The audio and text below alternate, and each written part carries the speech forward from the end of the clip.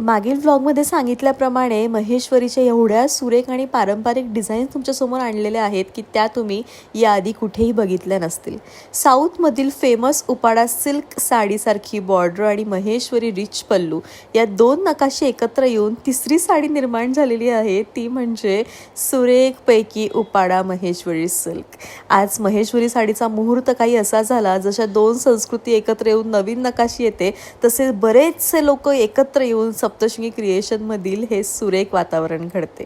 आता महेश्वरी साड्या सप्तशृंगीच्या best seller आहेत, त्यामुळे कोणतंही रॅक किंवा रूम देऊन त्यांना चालणार नाही. पूर्ण सेकंड फ्लोअर हे मी आज महेश्वरी साड्यांना दिलं आणि ओपन केल्या केल्या एवढा सुंदर मुहूर्त, जवळजवळ एका वेळी पूर्ण फ्लोअर फुल होता.